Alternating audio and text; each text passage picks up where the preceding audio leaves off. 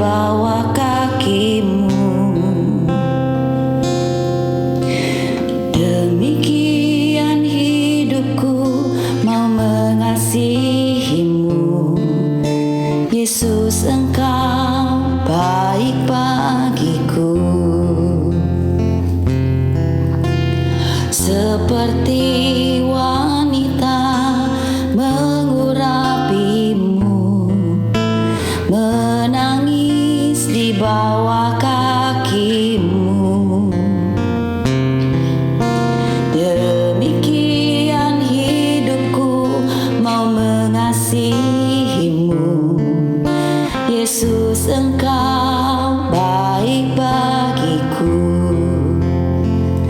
Sampai akhir ku menutup mata, ku tetap setia menanti janjimu. Sampai ku dapatkan mahkota kehidupanku, ku tetap setia untuk melayanimu.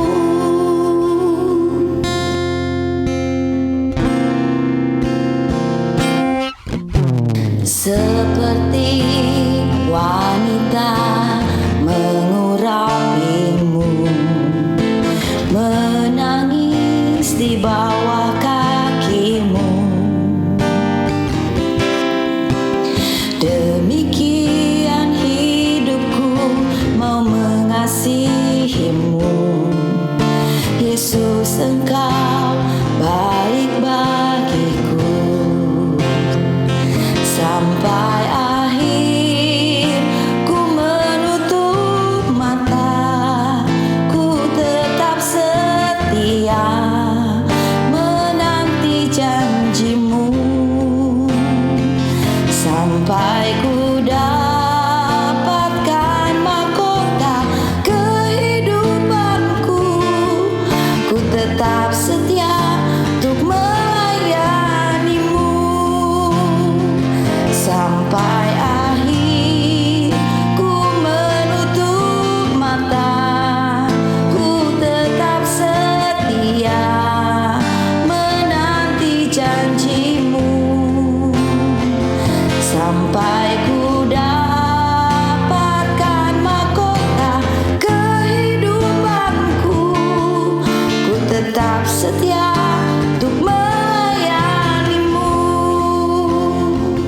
Sampai akhir ku menutup mata, ku tetap setia menanti janjimu.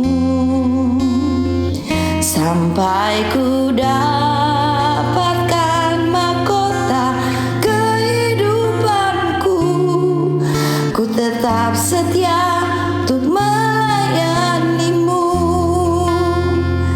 Sampai akhir ku menutup mata, ku tetap setia menanti janjimu. Sampai ku dapatkan mahkota kehidupanku, ku tetap setia untuk melayanimu. Sampai akhir ku menutup mata, ku tetap setia menanti janjimu. Sampai ku dapatkan mahkota kehidupanku, ku tetap setia untuk melayanimu. Sampai akhir ku menutup mata, ku tetap setia menanti janjimu. Sampai ku dapatkan mahkota kehidupanku, ku tetap setia untuk melayanimu.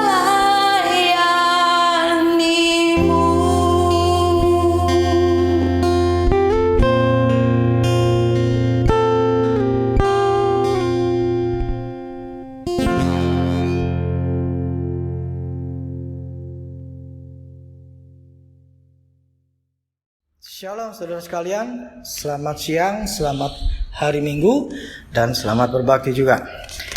Hari ini saudara-saudara sekalian, saya berharap kita semua dalam keadaan sehat, secara jiwa maupun secara tubuh dan secara roh juga. Oke, hari ini saya ingin bicara ketika saya membaca firman Tuhan. Saya kasih judul jangan meremehkan yang kecil. Oke, saya buka di dalam Markus 4 ayat 26 sampai 29.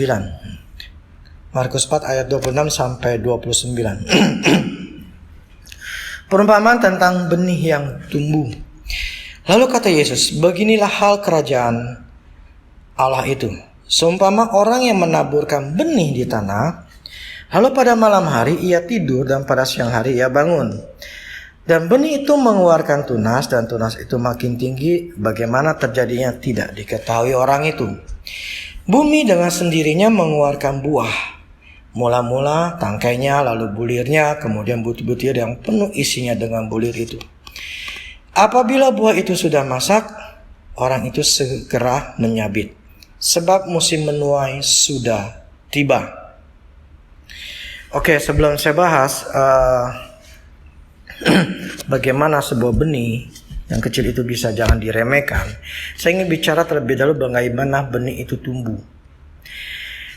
Jadi Tuhan memberikan perumpamaan seperti seorang yang menaburkan benih. Ketika petani menaburkan benih, benih itu setelah ditabur, ya dia melakukan aktivitas sehari-hari. Ya, tetapi bagaimana itu benih itu bertumbuh, itu bumi dengan sendirinya itu memberikan pertumbuhan. Di mana kita tidak bisa melihat apa yang terjadi di dalam tanah.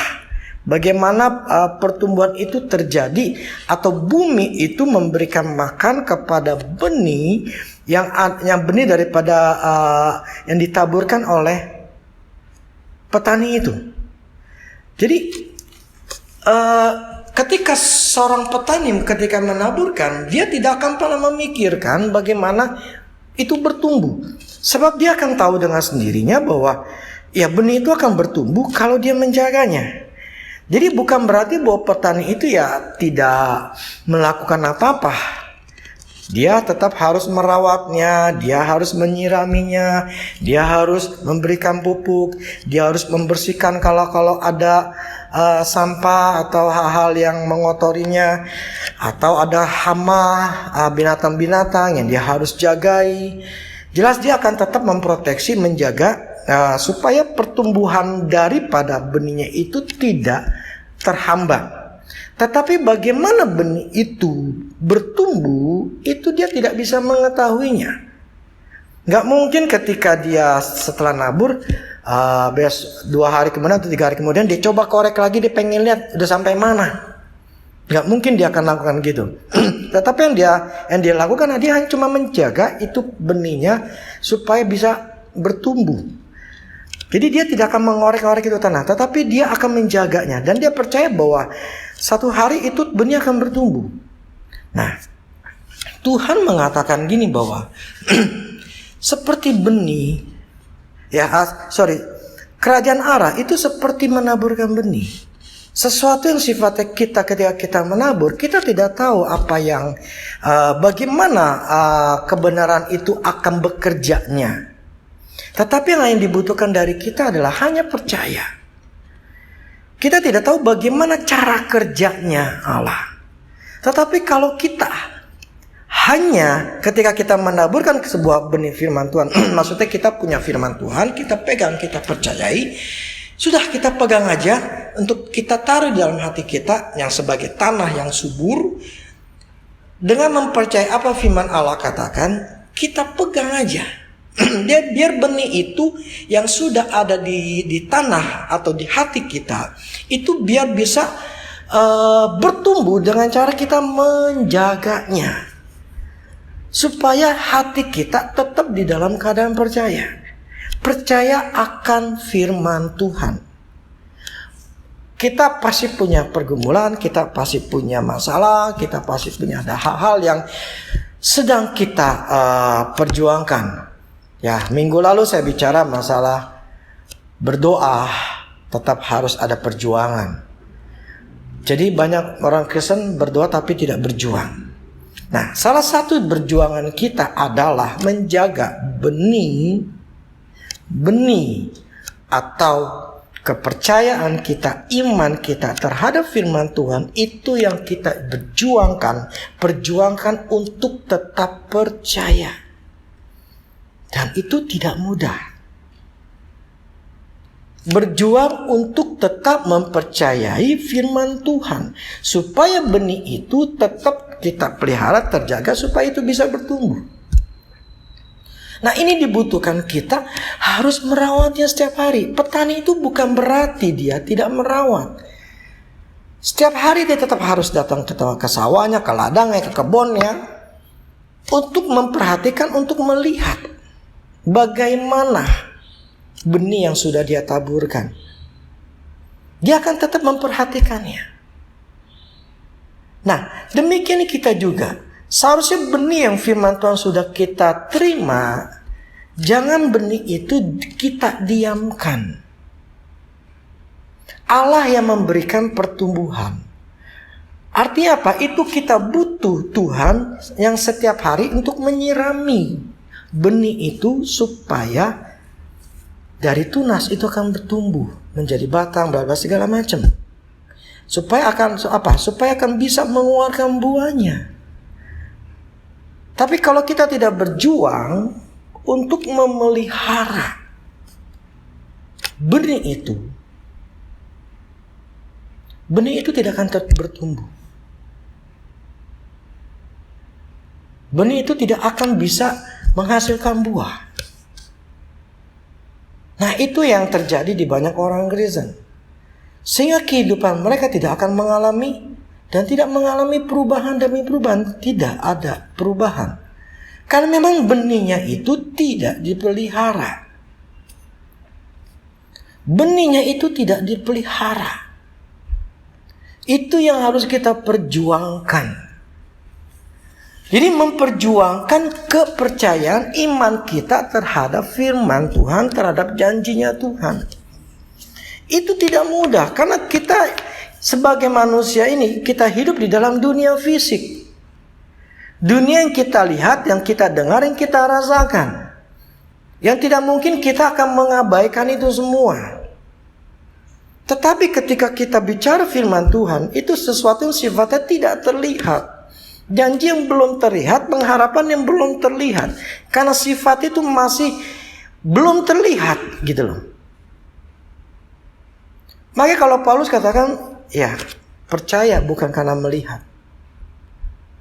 Karena memang itu yang iman Kristen adalah seperti itu, di mana kita harus bisa mempertahankan benih atau firman Tuhan di dalam diri kita untuk tetap bisa bertumbuh sampai menghasilkan buah. Artinya apa? Kita harus bisa bertahan untuk tetap mempercayai firman Tuhan itu. Kemudian kita nggak tahu bagaimana Tuhan itu bekerja memberikan pertumbuhan. Yang saat ini kita sedang lagi ngadepin masalah supaya kita mendapatkan jawaban dalam keuangan, dalam pekerjaan, dalam keluarga, dalam kesehatan, ya buah sakit, dalam Quran kita, pokoknya semua dalam 5 aspek hidup kita tidak tahu bagaimana caranya penyelesaiannya. Tetapi ketika kita memelihara benih itu, Tuhan yang akan memberikan pertumbuhan. Dan Tuhan yang akan memberikan jalan, cara untuk solusi setiap masalah kita. Kita tidak akan pernah tahu bagaimana caranya. Kita nggak akan tahu yang namanya benih itu ketika kita taruh di tanah, dia itu bertumbuh, dan bagaimana prosesnya kita nggak tahu. Nah, itulah yang harus dibutuhkan daripada kita adalah berjuang memelihara iman percaya kita. Amin. Nah, ini barusan saya dapat terima WA dari seseorang Dia bilang dia bersyukur karena dia katakan sekarang mamanya sudah sembuh total. Ya dulu dia pernah minta doain waktu itu hanya melalui foto saja, foto dan video mengenai rumah itu gitu loh. Rumah dia, salah mamanya ini orang tuanya itu, ibunya itu terikat dengan seseorang. Saya lupa dengan siapa, tapi ya wanita juga. Jadi apapun orang temannya katakan itu dia nunduk gitu, nurut aja gitu loh. Nah jadi anaknya ini minta tolong untuk kita doakan. Akhirnya memang kita doakan untuk kuasa-kuasa yang mengikat dia gitu ya. Kita lepaskan, kita bebaskan. Nah kemudian ini mungkin sudah setengah tahun kali ya. Dia baru WA saya. Nah itu dibilang sudah lama tuh orang tuanya mama ini tidak mau tidak mau dengerin anak-anaknya lah, bahwa sebetulnya teman ini nggak benar gitu loh. Suka minta uang dan ya ibunya ini selalu kasih gitu, dan anaknya nggak suka, nggak seneng gitu loh. Nah jadi diomongin ternyata tetap aja nggak mau tahu gitu loh. Nah akhirnya ya apa yang kita lakukan adalah cuman hanya melalui foto, kita tidak datangin rumahnya. Ya akhirnya kita bereskan. Saya ingat sekali bahwa dia lagi foto, ibunya itu lagi duduk. Mungkin motonya secara diam-diam gitu ya. Nah, baru kemudian berapa hari kemudian, Pak, ini gimana, apa yang harus kami lakukan lagi? Setelah kita doain waktu itu, saya katakan gini, percaya saja bahwa apa yang kita lakukan itu akan berefek di dalam dunia jasmaninya. Terus berapa hari kemudian dia WA saya. Prinsipnya ya gimana nih Pak gitu loh. Jadi masih minta ya anggaplah minta nasihat apa yang harus dilakukan bla bla segala macam. Saya cuma hanya katakan begini, biar tindakan kita, sikap kita itu menunjukkan bahwa kita percaya bahwa semua segala sesuatunya itu Tuhan sudah bereskan, dan kita punya iman percaya bahwa ini sudah beres gitu loh. Ini bahwa secara ya Allah sudah lakukan lah gitu loh. Percaya saja gitu loh. Nah, itulah yang saya katakan, dia itulah namanya proses. Kita tidak tahu bagaimana cara kerjanya Tuhan, tetapi yang saya ingin tekankan pada orang itu bahwa percaya bahwa ini sudah selesai gitu loh. Dan percaya sama Tuhan, bertindaklah sesuai dengan iman gitu loh. Nah, akhirnya hari ini dia WA saya tadi sekitar jam 7-an. Itu ya dia berkata bahwa mamanya sudah sembuh total. Ya, sembuh total. Nah, saya cuman hanya ingat dari PP-nya, oh ini orang yang pernah kita minta doain secara foto gitu loh. Kita nggak datengin ke rumahnya. Nah, waktu ya setelah saya katakan, waktu dia katakan bahwa dia mamanya sembuh ya, saya bersyukur bahwa ini satu pembuktian gitu loh, bahwa Tuhan bisa bekerja mulai dengan berbagai macam cara. Ya saya hanya katakan puji Tuhan, haleluya gitu loh. Ya saya katakan bahwa ora et labora, iman tuh harus disertai dengan tindakan. Jadi iman kita, kalau ingin kita mendapatkan janji Allah, benih firman itu harus bertumbuh. Dan ketika dia bertumbuh, sampai dia menghasilkan buah. Nah ketika itu sudah menghasilkan buah, itulah jawaban dari masalah kita. Buah-buah itu adalah solusi atau jalan keluar, atau sesuatu yang sifatnya itu adalah kita terima, kita nikmati. Tetapi untuk bisa mendapatkan buah itu, itulah yang dibutuhkan daripada kita untuk berjaga-jaga menjagai benih itu supaya tetap bertumbuh. Nah, problemnya banyak dari kita tidak memperhatikan itu. Kita tidak menjaga benih itu. Itulah kenapa banyak orang Kristen tidak bisa mendapat jawaban dari Allah. Dan hidupnya tidak berubah-ubah. Bertahun-tahun hidupnya sama. Nah, karena Allah tetap membutuhkan kita manusia untuk bekerja di dalam dunia fisiknya. Dia ada di alam roh untuk menjadikan apa yang ada di alam roh, setiap janji Tuhan untuk menjadi di alam fisiknya, alam materinya, itu dibutuhkan kita sebagai dunia fisik, dunia materi untuk mengambil di alam rohnya itu terjadi. Nah, itu dibutuhkan yang namanya iman dan pengharapan dan tindakan gitu. Iman kita harus punya, pengharapan kita harus tetap ada, dan kita punya tindakan yang sesuai dengan firman Tuhan. Nah, itulah sebuah proses yang sampai satu hari kita tidak tahu bagaimana cara kerjanya Tuhan. Pokoknya hari itu tiba-tiba akan, bukan tiba-tiba ya, hari itu akan datang. Dan ketika ke hari itu kita dengar atau kita dapatkan, kita hanya kata, terima kasih Tuhan. Terima kasih Tuhan. Itu artinya buah yang kita terima. Tadi seperti orang yang tadi minta didoakan. Dan dia sudah mengucap syukur karena mamanya sudah sembuh. Dia harus mengalami proses sampai buahnya itu muncul. Dan dia sudah melihat dan melihat, oh ternyata memang sudah sembuh total. Mamanya sudah tidak berhubungan lagi dengan orang itu. Ya pokoknya udah sembuh total. Itu kan menunjukkan bahwa itu buahnya. Masalah dia punya orang tua yang istilah tanda kutip dikerjain sama temannya karena minta duit terus, dibereskan, dan saya katakan percaya, dan itu prosesnya. Dan dia harus menjaga proses ini dengan tetap percaya sampai plek buahnya itu muncul. Dan ketika buah muncul, dia menyatakan, ibu saya sudah sembuh total. Sampai ada tulisan total. Artinya dia sudah melihat, dia sudah mengambil keputusan itu dengan berhati-hati sampai dia yakin banget ini sudah sembuh total.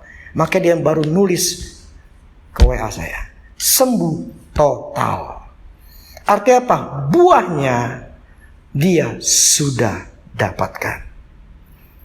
Jadi dalam proses hidup kita, sampai kita bisa mendapatkan janjinya Allah, kita ambil, kita langsung bisa memperolehnya. Kita katakan, gua sudah bebas, gua sudah sembuh, gua sudah diberkati, gua udah ketemu jalannya, gua udah dapat kerjaan yang bagus, gua dapat bla bla segala macam gitu loh. Itu artinya kita sudah mendapatkan buahnya. Amin saudara. Itulah satu kebenaran in dalam firman Tuhan. Perumpamaan tentang benih ini, kita tidak tahu bagaimana itu terjadi. Kita nggak mengerti bagaimana itu prosesnya. Tetapi yang dibutuhkan daripada kita hanya percaya, menjaga. Menjaga sampai itu sampai menghasilkan buah. Amin. Ini penting bagi kita. Hidup itu adalah perjuangan. Nah, yang paling baik adalah berjuang untuk tetap percaya. Dulu beberapa tahun yang lalu saya bicara seperti ini. Dan hari ini diingatkan lagi. Tetapi saya ingat masih aja, tidak bertahan.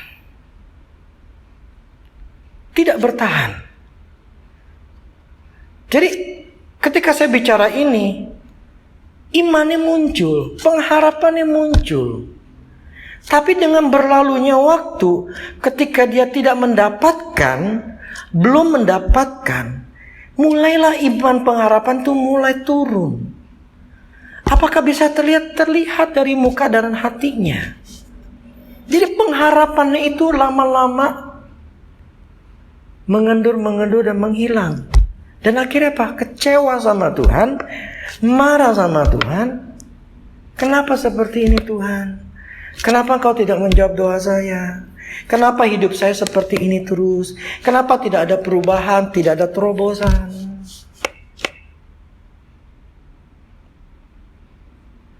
Saya tahu.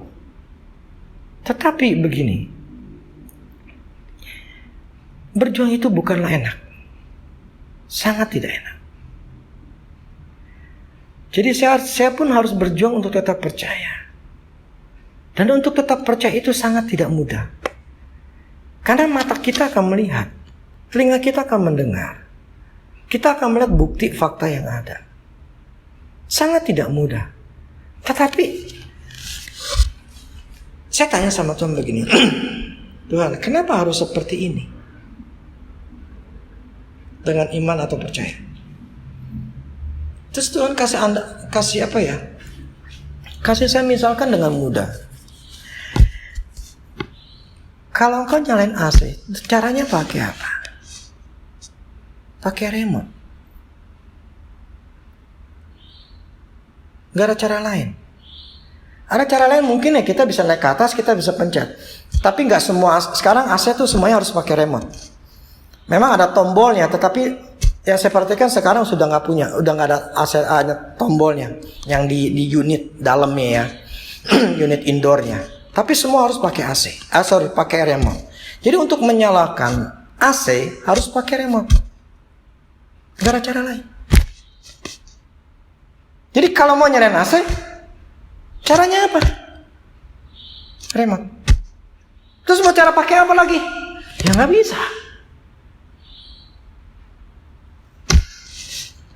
Jadi gini,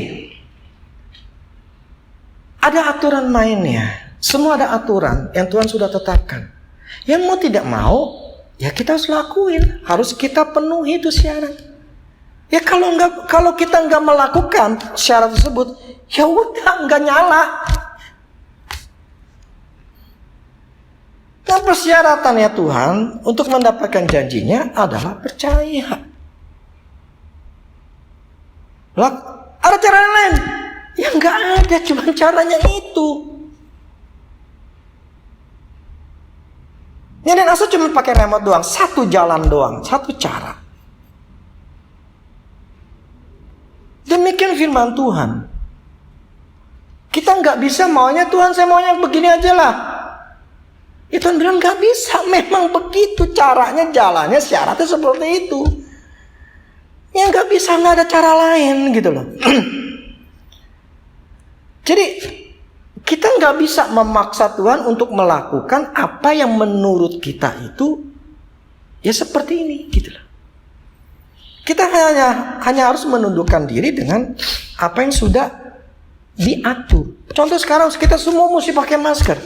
Ya mau nggak mau kita harus pakai masker. Aku nggak mau pengap segala macam. Ya pas ketahuan kena ditilang, kena denda. Karena memang itu sudah aturan main yang sudah dibuat. Ngerti ya saudara? Jadi aturan main yang Tuhan sudah buat adalah seperti itu. Jadi yang membuat kita bisa mendapatkan hal-hal janjinya Allah itu dibutuhkan kita harus memperjuangkan benih firman Tuhan itu sampai menghasilkan buah. Jadi kita berjuang dari benih sampai buah. Nah, prosesnya inilah yang sangat tidak enak, butuh waktu. Yang namanya petani anggap manem padi, itu butuh waktu. Bukan sehari, 2 hari, 3 hari dia langsung tumbuh, kemudian langsung ada bulir-bulir padinya. Enggak bisa. Itu ada proses yang tercipta, yang sudah diciptakan, yang sudah diatur oleh Tuhan. Nih, diatur sama Tuhan. Ini masanya.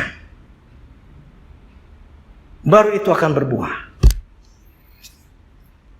Jadi demikian hidup kita. Kita ini punya diatur sama Tuhan. Setiap janjinya Tuhan itu ada aturan mainnya. Ada prosesnya harus kita lewati sampai ini waktunya lu terima. Nah kalau dalam prosesnya ini, kalau si petaninya malas, dia diemin aja, ada ilalang, ada hama, dan dia nggak peduli. Mati nggak tuh benih? Pohonnya hidup nggak? Atau hasilnya bagus nggak? Demikian kita semua.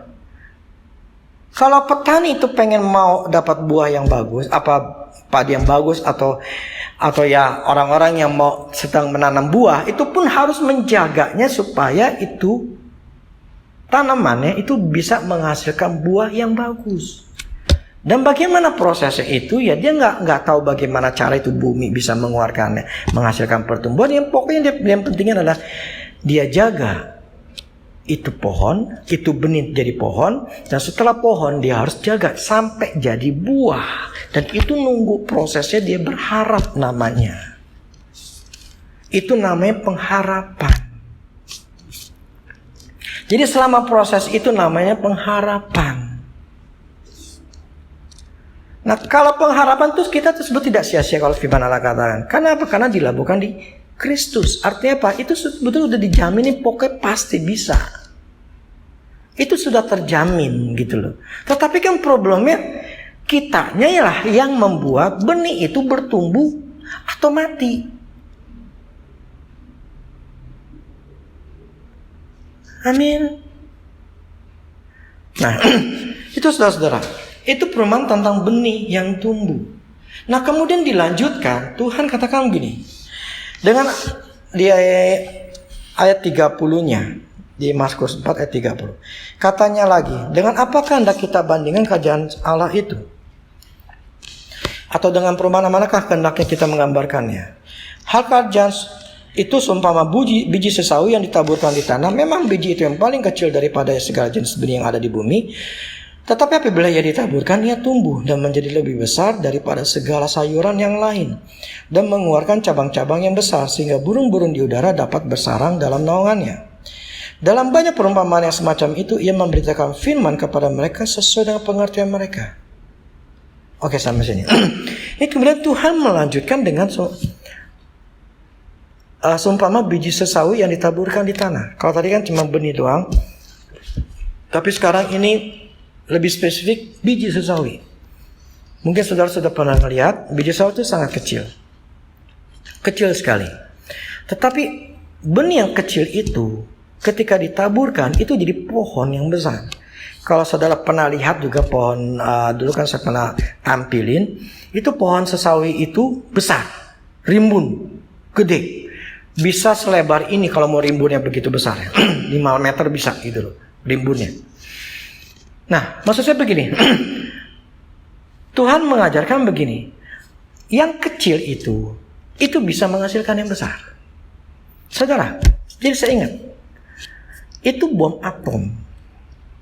Itu berasal dari atom nuklir maksudnya. Nuklir. Itu berasal dari atom. Dari apa? Dari uranium, tetapi dipisah bla bla segala macam secara teknik itu dari bahan yang kecil, ya.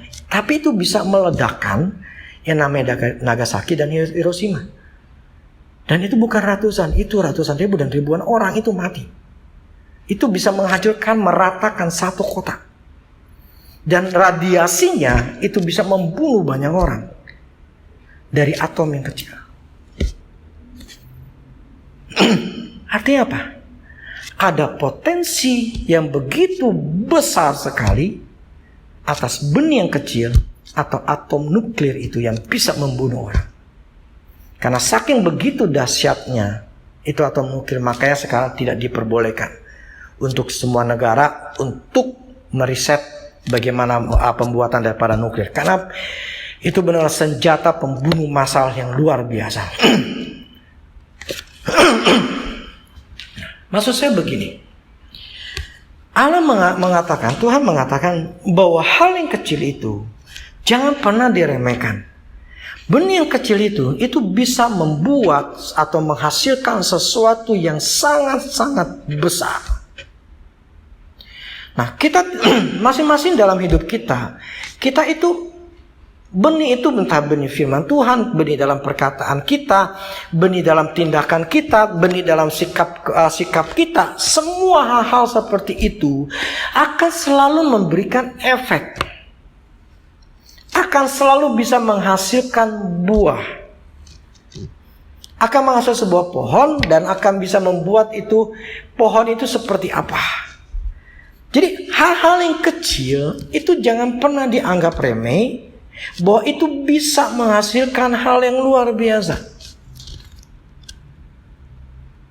Contohnya, ketika Tuhan Yesus memberi makan 5.000 orang,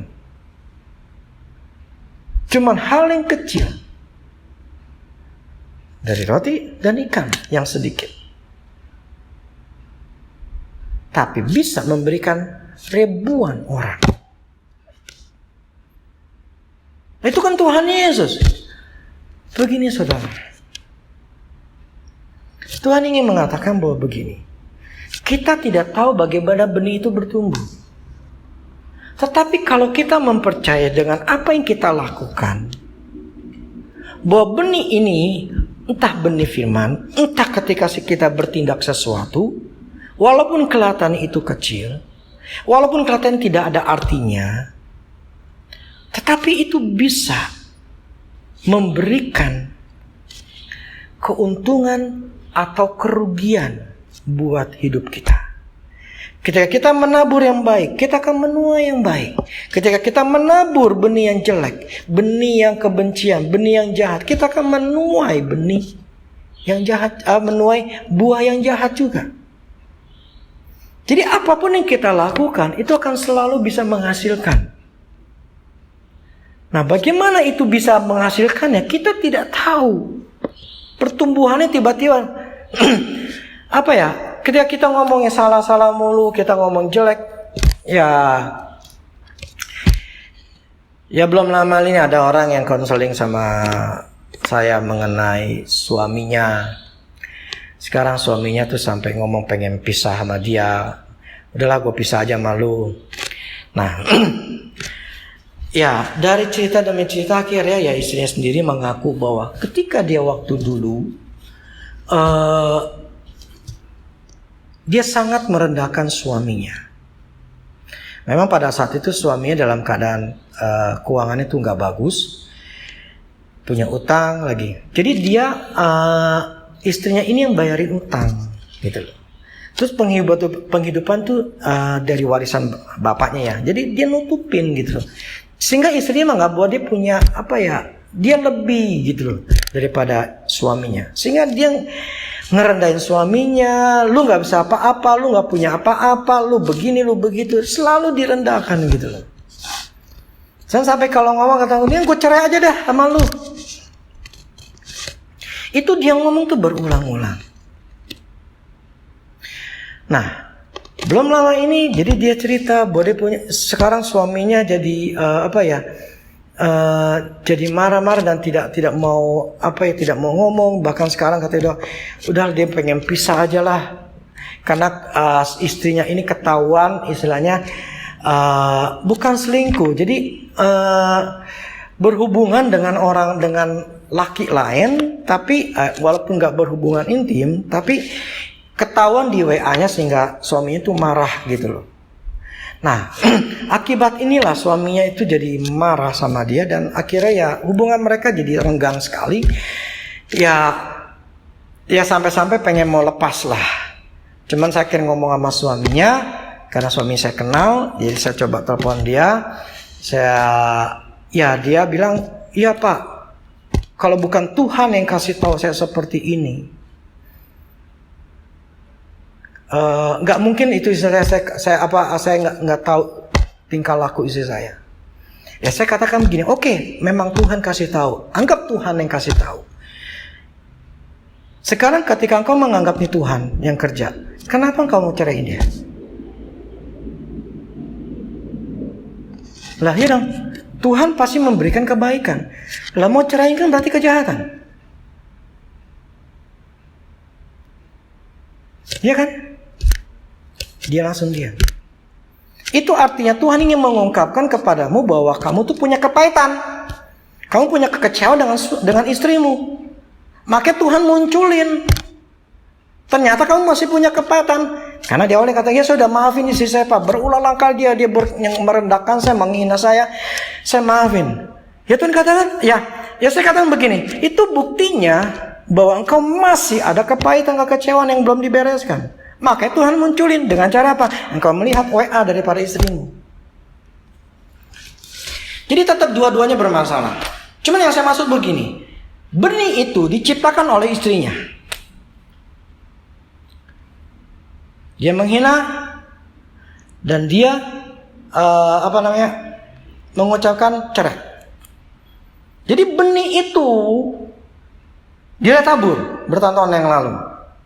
Nah, selama prosesnya ini mulai menghasilkan, ini udah tumbuh. Tinggal dia matiin gak itu namanya pohonnya, atau dia pasrah. Kalau ini saya masih menganggap bahwa ini masih bisa. Maksudnya pohon itu bisa dimatikan, artinya tidak cerai.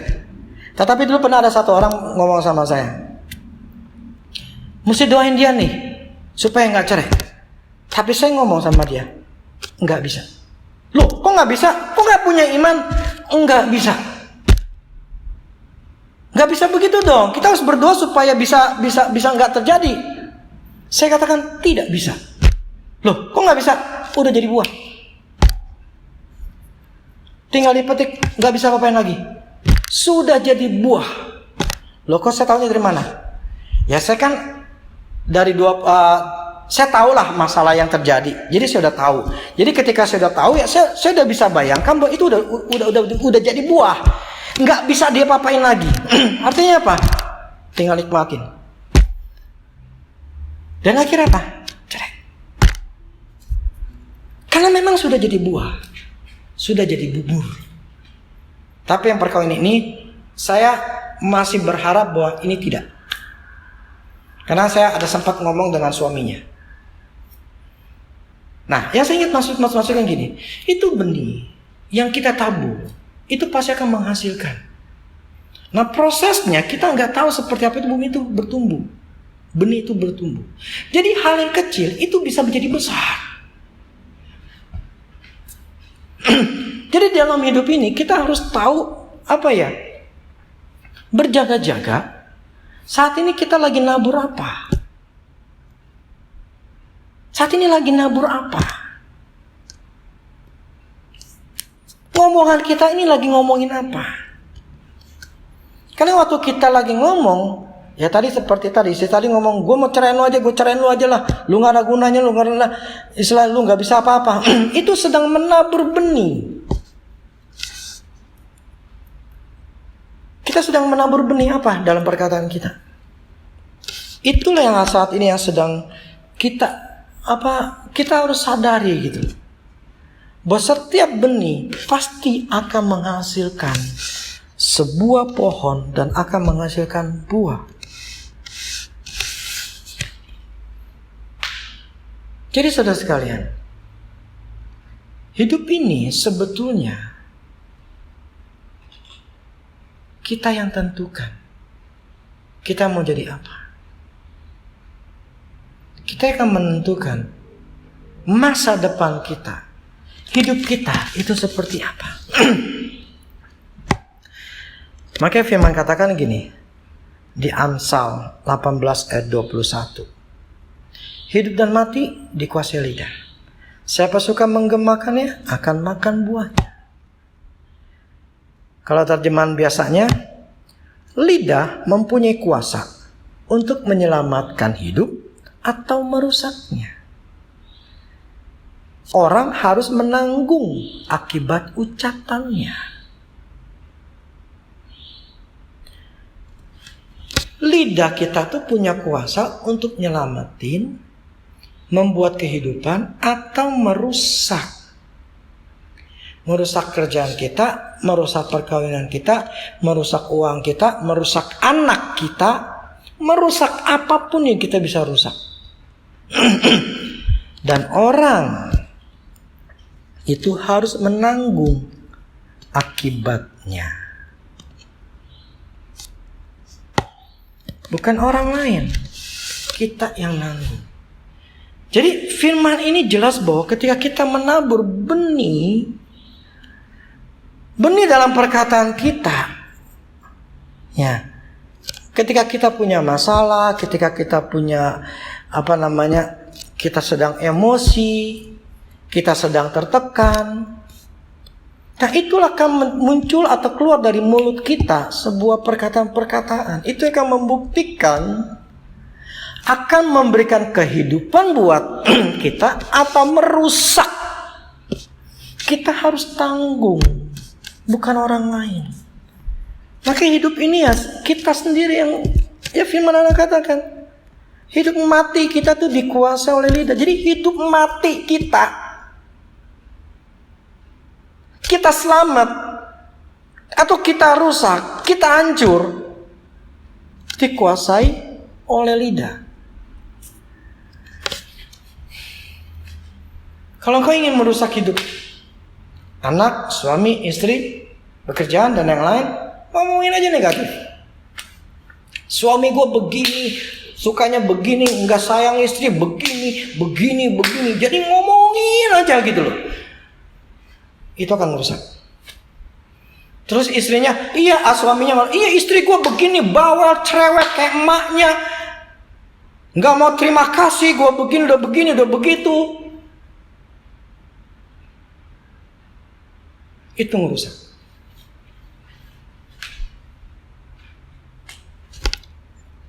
Dan kita akan makan buahnya. Dan kita harus bertanggung jawab dengan perkataan kita. Jadi Allah itu fair, gitu. Dia sudah memberikan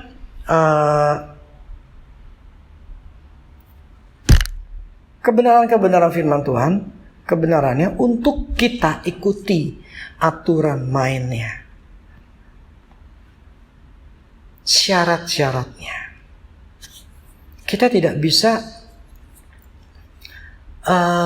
contoh istri yang tadi, dia tidak bisa menyelamatkan suaminya kalau dia tidak mau ngikut firman Tuhan. Dia harus membetulkan dirinya sendiri. Dia harus bersikap baik dengan suaminya.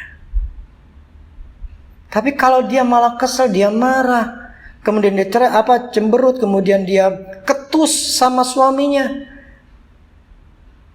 apakah itu suami akan balik ke dia? Apakah itu suami akan bisa diselamatkan? Enggak akan. Jadi yang bisa menyelamatkan itu semua adalah dari diri kita sendiri, bukan orang lain.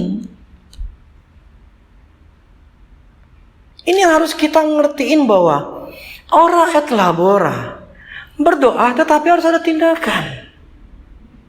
Iman tanpa tindakan adalah nol, mati, sia-sia, nggak akan menghasilkan apa-apa.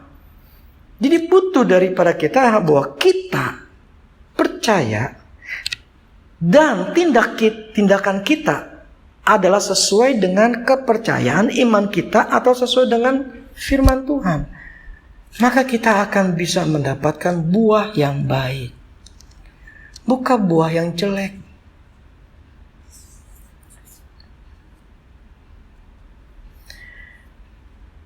Jadi kita adalah kita ini butuh Tuhan, plus kita butuh diri kita untuk berubah. Kalau kita tidak merubah mulut kita, tindakan kita, sikap kita, mungkin hal-hal yang kecil kita anggap nggak apa-apalah, gue cuma ngomong begitu, gue cuma ngomong ketus aja, gue cuma ngomel dikit doang. Itu bisa menjadi benih yang luar biasa menghasilkan kehancuran.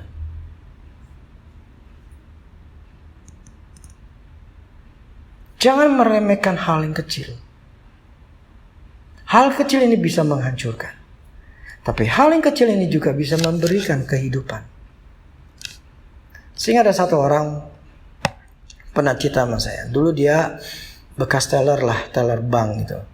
Itu bertahun-tahun waktu dia masih muda. Kemudian berapa tahun kemudian dia ketemu dengan seorang nasabahnya Dia sendiri pun nggak kenal, tapi nasabahnya itu kenal dia gitu. Jadi terjadi percakapan, dan di percakapan yang ibu ini dia punya anak jatuh, istilahnya harus dioperasi sebetulnya. Dan ketika nasabahnya dengar kayak gini, ya udah saya yang bayarin.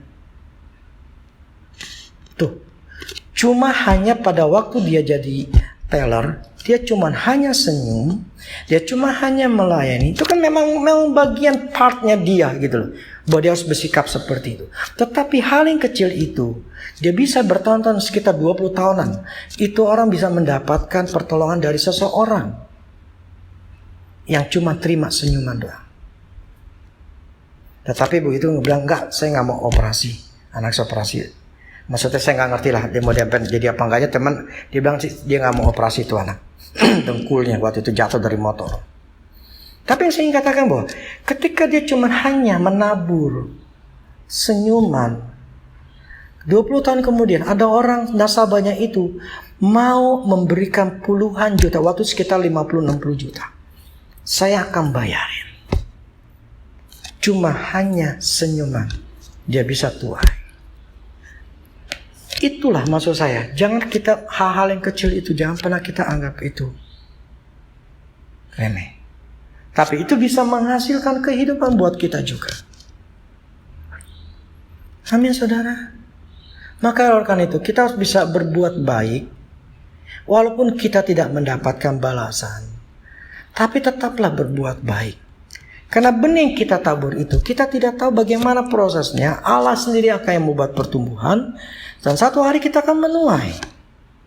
Yang penting adalah kita melakukan bagian kita sebagai anak Allah, sebagai orang Kristen sesuai dengan firman Tuhan. Kalau kita melakukan sesuai dengan firman Tuhan, biar Allah sendiri yang tahu caranya, proses pertumbuhan itu, nanti kita akan mendapatkan buahnya. Yang penting adalah kita menjaga firman Tuhan itu tetap kita pegang. Dan kita harus juga tetap punya tindakan yang sesuai dengan firman Tuhan yang berasal dari hikmatnya Allah. Supaya sekalipun kita mengalami pertumbuhan, bertumbuh, kita tahu cara kerjanya Tuhan. Dan akhirnya kita menemukan jawaban. Pintu-pintu terbuka, kita bisa melihat buah-buah dalam kehidupan kita. Allah itu mampu melakukan banyak hal. Tetapi dia butuh yang namanya orang yang bisa bekerja sama. Sekali lagi, seperti AC yang hanya bisa dinyalakan dengan hanya pakai remote. Tidak ada cara lain. Demikianlah firman Tuhan. Tidak ada cara lain untuk mendapatkan janjinya Allah. Syaratnya satu adalah iman percaya. Nggak ada cara lain. Butuh belas kasihan Tuhan? Yes. Belas kasihan Tuhan itulah di kayu salib. Itu yang terbesar. Tidak ada lagi dibutuhkan belas kasihan lagi dari Tuhan lagi. Sudah diberikan total di kayu salib. Kita tidak perlu minta belas kasihan Tuhan lagi. Karena sudah diberikan. Yang dibutuhkan oleh Tuhan dari kita bukan kita meminta belas kasihan. Yang Tuhan butuhkan adalah percaya. Amin. Jadi kita nggak menuntut Tuhan lagi. Tetapi Tuhan minta kita. Gue udah selesain semua. Gue udah kasih. Tapi gue minta dari lu. Syaratnya. Percaya. Itu caranya. Nggak ada cara lain. Percaya.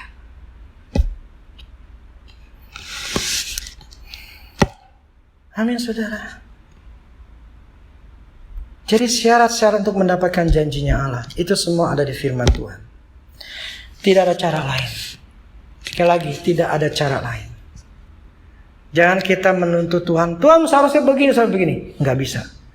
Kita harus menuntut diri kita, apa yang firman Tuhan katakan tentang masalah kita. Itu yang harus kita cari. Jadi benih-benih firman Tuhan yang begitu yang ada di dalam firman Tuhan itu sebetulnya punya potensi yang dahsyat untuk memberikan jawaban hidup kita. Amin saudara. Jadi mulailah hari ini. Belajarlah, berjuanglah untuk mempertahankan benih itu bertumbuh. Sampai kita mendapatkan buahnya. Udah bertumbuh jangan dimatiin. Dengan apa? Dengan ngegerutu, ngomel, marah-marah sama Tuhan, matilah itu pohon. Ulang lagi dari awal lagi. Pupuk, jaga. Baru sebulan, 2 bulan, baru 3 bulan, 4 bulan, belum ketemu jawaban, belum dikasih, kita marah, ngomel lagi, mati lagi itu benih pohonnya. Kapan kelarnya? Kapan dapat jawabannya? Itulah yang membuat makin lama jawaban Tuhan. Sebetulnya udah kasih prosesnya. Ini sebetulnya ini misalnya pohon mangga prosesnya misalnya 5 bulan atau setahun atau gimana gitu. Tapi itu prosesnya bisa itu proses standarnya gitu loh. Nah kalau kita bisa mempercepat ya dengan kita cari Tuhan yang lebih kuat ya bisa memperpendek gitu loh. Tetapi ada standarnya. Tapi kalau standarnya saja kita tidak bisa bertahan, kita tidak akan pernah bisa mendapatkan buah itu. Jadi dengan dengan kebenaran ini membuat saya ngerti. Dulu saya tuh nggak tahu kenapa hidup saya nggak berubah. Kenapa bertahun-tahun saya nggak ada solusi. Kenapa bertahun-tahun hidup saya kerek miskin gitu loh, susah melulu, nggak ada berhasilnya gitu loh. Sampai akhirnya saya mengerti semuanya harus pakai cara Tuhan. Jadi yang dilakukan oleh Tuhan itu ngebentuk percayanya saya. Ngebentuk iman percayanya saya. Jadi bertahun-tahun itu Tuhan membentuk saya itu adalah percaya. Saya belajar. Jadi akhirnya saya ngerti. Saya kalau pengen hidup bahagia di bumi ini, saya harus bertahan memakai firman Tuhan. Bertahan untuk benih itu tetap bertumbuh di dalam 5 aspek hidup saya. Semuanya ada firman. Saya jaga itu benih biar bertumbuh.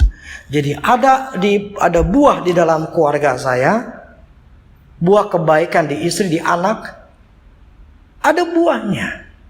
Di pekerjaan saya ada buahnya, menghasilkan, ada buahnya. Di uang saya menghasilkan, ada buahnya. Kesehatan saya menghasilkan, ada buahnya. Kerohanian saya, jadi semuanya itu ada buah-buah yang saya bisa nikmati. Tetapi itu bukan gratis. Itu bukan cuma hanya ngandalin kasih karunia and do nothing gitu loh.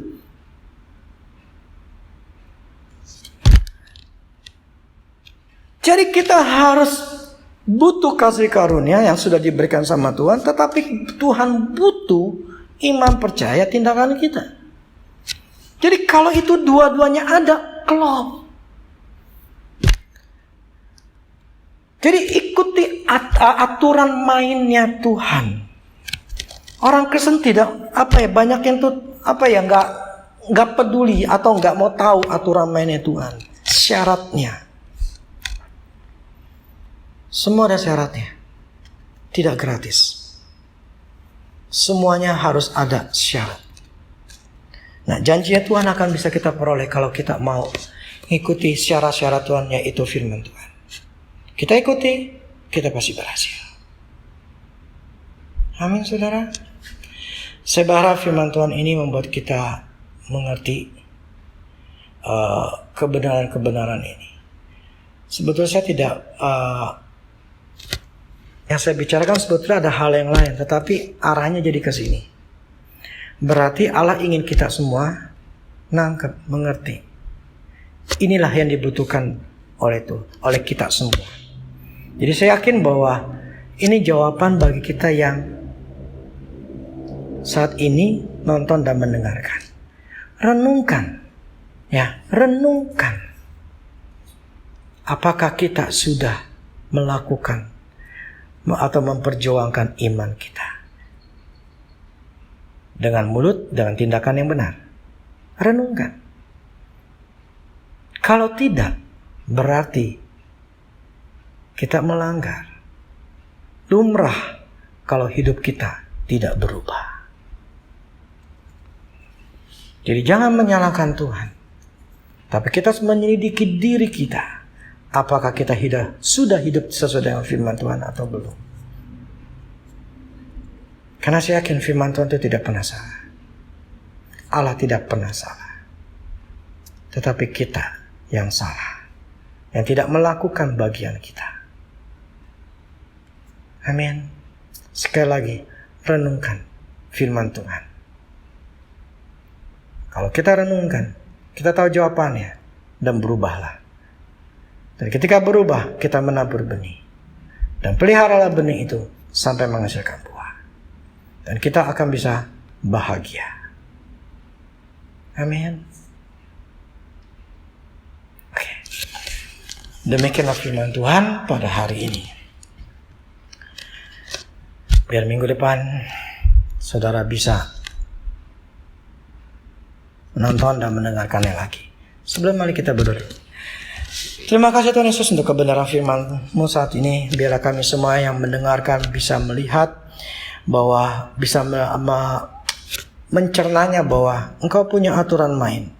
Syarat yang harus kami patuhi, yang harus kami ada, yaitu iman percaya dengan tindakan yang sesuai dengan firman-Mu. Biar ini kami bisa renungkan dalam kehidupan kami sehari-hari supaya kami bisa memperoleh apapun yang sudah Kau janjikan. Roh Kudus, biarlah Engkau tetap bekerja dalam diri mereka supaya mereka bisa mengerti lebih banyak hal lagi. Di dalam nama Yesus Kristus kami berdoa. Amin. Amin saudara sekalian. Biar firman Tuhan ini memberikan kehidupan bagi kita semua. Amin. Tuhan Yesus memberkati.